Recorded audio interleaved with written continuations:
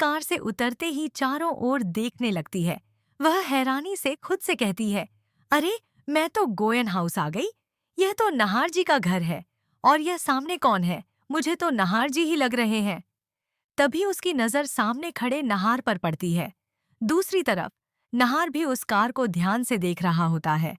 जैसे ही उसकी नजर कार के अंदर बैठी लड़की पर पड़ती है, वह चौंक जाता है। उसे अपनी आंखों पर विश्वास नहीं होता और वह मन ही मन सोचता है, कहीं मैं कोई सपना तो नहीं देख रहा हूँ। ये कोई सपना ही है। ये रूही नहीं हो सकती। मुझे पक्का पता है, ऐसा नहीं हो सकता। लेकिन अगले ही पल जब कार का दरवाजा खुलता है और रूही बाहर निकलती है, तो नहार पूरी तरह से हैरान रह जाता है। वह धीरे धीरे उसकी ओर बढ़ता है।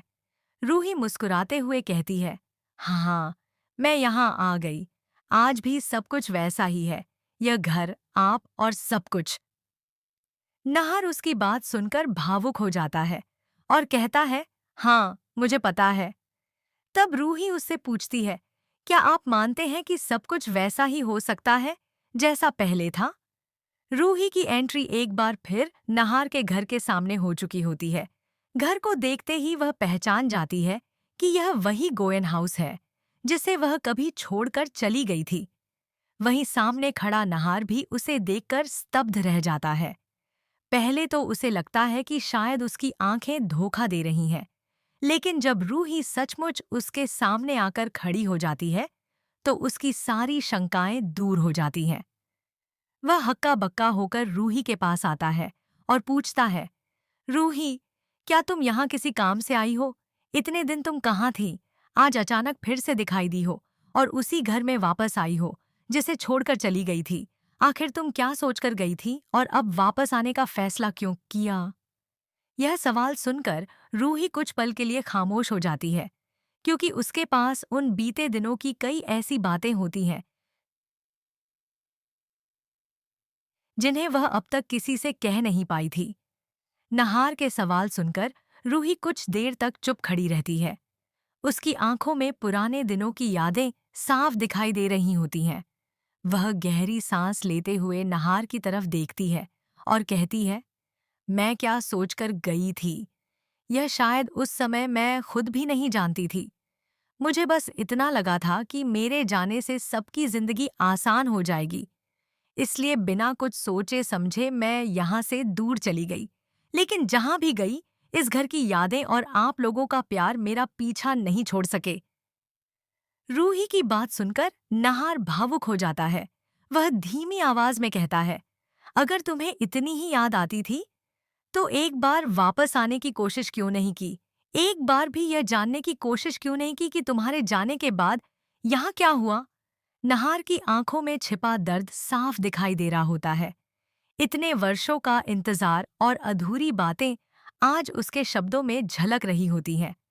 रूही नजरें झुकाकर कहती है, मैं वापस आना चाहती थी, लेकिन हर बार मुझे लगा कि शायद अब मेरी यहाँ कोई जगह नहीं बची है। मुझे डर था कि कहीं मेरे लौटने से पुराने घाव फिर से ताज़ा न हो जाएं, इसलिए मैंने खुद को रोक लिया। यह कहते कहते उसकी आवाज़ भर्रा जाती है। तभी घर के अंदर से कुछ लोगों की आहट सुनाई देती है। नौकर और परिवार के सदस्य गेट की तरफ आने लगते हैं। सभी की नज़र जैसे ही रूही पर पड़ती है, वे हैरानी से एक दूसरे को देखने लगते हैं। किसी को विश्वास नहीं होता कि रूही सचमुच वापस आ गई है। पूरे घर में उसकी वापसी की खबर आग की तरह फैल जाती है। नहार अब भी रूही को देख रहा होता है। उसके मन में हजारों सवाल होते हैं, लेकिन उन सभी सवालों से बड़ा एक सवाल होता है। वह धीरे से पूछता है, रूही, क्या तुम इस बार फिर से चली जाओगी या हमेशा के लिए वापस आई हो? नहार के इस सवाल के साथ ही माहौल पूरी तरह शांत हो जाता है। सभी की निगाहें रूही पर टिक जाती हैं। रूही कुछ पल तक नहार को देखती रहती है, फिर उसके चेहरे पर एक हल्की मुस्कान आती है। ऐसा लगता है जैसे वह अब अपने दिल की सबसे बड़ी बात कहने वाली हो। रूही कुछ क्षण तक नहार की आंखों में देखती रहती है। उसके चेहरे पर हल्की मुस्कान होती है, लेकिन आंखों में वर्षों का दर्द और अधूरी भावनाएं साफ दिखाई दे रही होती हैं। वह धीरे से कहती है, मैं यहाँ सिर्फ मिलने नहीं आई हूँ, नहार जी। अगर मैं सिर्फ किसी से मिलने आती तो शायद कुछ देर रुककर चली जाती। लेकिन इस बार मैं अपने अधूरे रिश्तों और अधूरी बातों का जवाब लेकर आई हूँ। मैं भागते भागते थक गई हूँ। अब और दूर नहीं जाना चाहती। रूही की बात सुनकर वहां मौजूद सभी लोग एक दूसरे को देखने लगते हैं। नहार के दिल की धड़कन तेज हो जाती है। उसे समझ नहीं आ रहा होता कि खुशी मनाए या उन बीते वर्षों का हिसाब मांगे जो उसने रूही के बिना गुजारे थे। वह भावुक होकर कहता है, तुम्हें अंदाजा भी है कि तुम्हारे जाने के बाद क्या क्या हुआ। मैंने हर जगह तुम्हें ढूंढने की कोशिश की, हर उस जगह गया जहां तुम्हारे होने की जरा सी भी उम्मीद थी, लेकिन तुम कहीं नहीं मिली। नहार की बातें सुनकर रूही की आंखों से आंसू बहने लगते हैं। वह कहती है, मुझे पता है कि मैंने बहुत बड़ी गलती की थी। मुझे बिना बताए नहीं जाना चाहिए था, लेकिन उस वक्त हालात ऐसे थे कि मुझे यही सही लगा। मैं नहीं चाहती थी कि मेरी वजह से किसी की जिंदगी मुश्किल में पड़े। नहार तुरंत जवाब देता है, लेकिन तुम्हारे जाने से सबकी जिंदगी मुश्किल में पड़ गई थी, खासकर मेरी।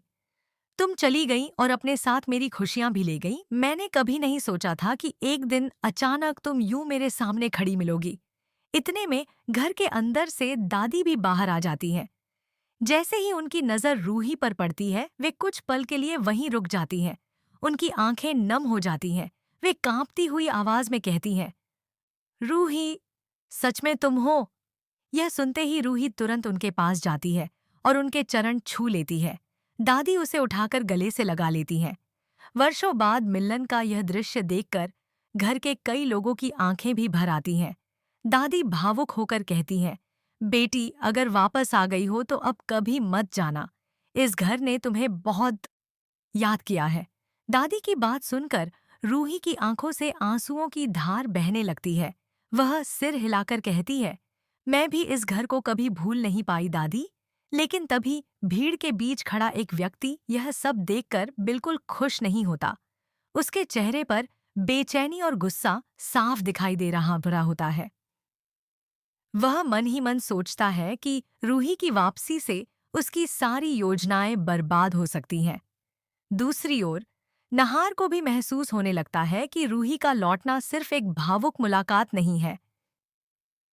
उसके लौटने के पीछे कोई बड़ा कारण छिपा है, कोई ऐसा सच जो अब तक सबसे छिपा हुआ था। और यही सच आने वाले दिनों में पूरे परिवार की जिंदगी बदलने वाला था। दादी के गले लगने के बाद रूही कुछ देर तक शांत खड़ी रहती है। इतने वर्षों बाद उसे ऐसा लग रहा होता है जैसे वह अपने घर लौट आई हो, लेकिन उसके मन में छिपा सच उसे बार बार बेचैन कर रहा होता है। वह जानती थी कि अब ज्यादा देर तक वह सब कुछ छिपाकर नहीं रख सकती। नहार उसकी तरफ देखते हुए कहता है, रूही, तुम्हारी आंखें बता रही हैं कि तुम सिर्फ हमसे मिलने नहीं आई हो। कोई बात है जो तुम हम सबसे छिपा रही हो। आखिर सच क्या है? नहार का सवाल सुनकर रूही एक पल के लिए घबरा जाती है। वह चारों तरफ मौजूद लोगों को देखती है और फिर धीरे से कहती है, हाँ, मैं यहाँ एक बहुत बड़ा सच बताने आई हूँ। ऐसा सच जिसे जानने के बाद शायद आप सबकी जिंदगी हमेशा के लिए बदल जाए। यह सुनते ही वहां मौजूद सभी लोग चौंक जाते हैं। दादी भी गंभीर हो जाती हैं और कहती हैं, बेटी, अगर कोई बात है तो बिना डरे बता दो। यह तुम्हारा अपना परिवार है। रूही गहरी सांस लेकर बोलना शुरू करती है, जिस दिन मैं यह घर छोड़कर गई थी, उस दिन मैंने अपनी मर्जी से यह फैसला नहीं लिया था। मुझे मजबूर किया गया था। किसी ने मुझे ऐसी परिस्थिति में डाल दिया था कि मेरे पास यहाँ से जाने के अलावा कोई दूसरा रास्ता नहीं बचा था। रूही की बात सुनते ही पूरे परिवार में खलबली मच जाती है। नहार हैरानी से पूछता है, क्या मतलब?